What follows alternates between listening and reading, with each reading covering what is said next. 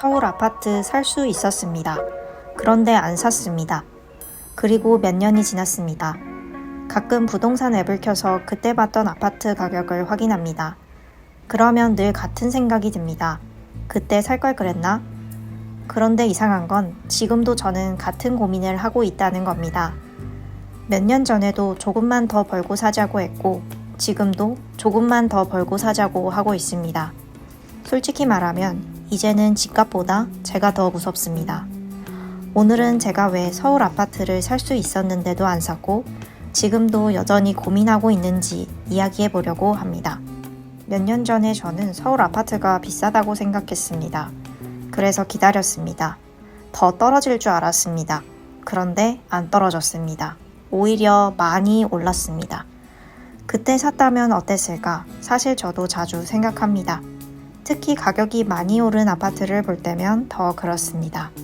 하지만 이상하게도 후회만 하지는 않습니다. 왜냐하면 저는 그 돈으로 투자를 했기 때문입니다. 집 대신 투자를 선택했습니다. 주식도 하고 배당주도 사고 선물 투자도 하고 공부도 했습니다. 그리고 결과적으로 1억 원이었던 투자금은 몇 년 만에 5억 원 가까이로 늘어났습니다. 그래서 더 괴롭습니다. 만약 투자도 실패했다면 답은 쉬웠을 겁니다. 집 샀어야 했네. 그런데 투자도 잘 됐습니다. 그래서 아직도 답을 모르겠습니다. 집을 안 산 선택이 틀렸다고 말하기도 어렵고 집을 샀어야 했다고 말하기도 어렵습니다. 문제는 여기서부터 시작됩니다. 예전에는 통장에 돈이 있으면 든든했습니다. 지금은 아닙니다. 돈이 있으면 먼저 투자 기회가 보입니다. 새로운 종목이 보이고 새로운 시장이 보이고 새로운 가능성이 보입니다. 그래서 서울 아파트를 보면서도 이런 생각이 듭니다. 이 돈이 집에 묶이는 게 너무 아까운데 물론 집도 투자입니다. 그 사실을 누구보다 잘 압니다. 하지만 집은 한번 사면 수억 원이 움직이지 않는 돈이 됩니다. 그래서 집을 사고 싶은 마음과 계속 투자하고 싶은 마음이 매일 싸웁니다. 그런데 더 무서운 건 몇 년 전에도 제가 똑같았다는 겁니다.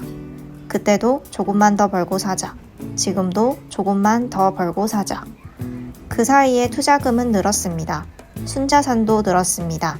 하지만 집은 없습니다. 그래서 요즘은 부동산 앱을 볼 때마다 집값보다 다른 생각이 듭니다. 혹시 미래의 내가 지금의 나를 또 후회하는 건 아닐까? 그때는 살 수 있었는데 왜 또 기다렸지? 몇 년 뒤에도 같은 말을 하고 있지는 않을까? 사실 저는 서울 집값이 무서운 게 아닙니다. 제가 선택을 못하고 있는 게 무섭습니다. 집을 사면 투자 기회를 놓칠 수 있고 집을 안 사면 서울 집값이 또 도망갈 수 있습니다. 결국 저는 집과 싸우고 있는 게 아니라 선택과 싸우고 있는 겁니다. 안정을 선택할 것인가, 성장을 선택할 것인가, 몇 년째 같은 고민을 하고 있습니다. 어쩌면 정답은 없을지도 모릅니다. 누군가는 집을 사서 맞았고 누군가는 투자해서 맞았습니다. 결국 중요한 건 미래를 맞추는 게 아니라 내가 선택한 길을 감당하는 것인지도 모르겠습니다. 그래서 아직도 답은 없습니다. 서울 아파트를 먼저 사는 게 맞는지, 투자를 계속하는 게 맞는지. 다만 한 가지는 확실합니다. 저는 서울 아파트를 못 산 사람이 아닙니다. 살 수 있었는데도 계속 기다린 사람입니다. 그리고 지금도 기다리고 있습니다. 몇 년 뒤 이 영상을 다시 봤을 때 제가 서울 아파트를 샀을지 아니면 자산이 더 커졌을지 저도 궁금합니다. 여러분이라면 어떻게 하실 건가요? 서울 아파트를 먼저 사시겠습니까? 아니면 투자를 계속 하시겠습니까? 여러분의 생각도 들려주세요. 저희는 아직 부자가 아닙니다. 하지만 부자가 되는 과정을 포기할 생각도 없습니다. 경제적 자유를 향해 가는 평범한 30대 부부의 이야기가 궁금하시다면 구독과 좋아요 부탁드리겠습니다. 감사합니다.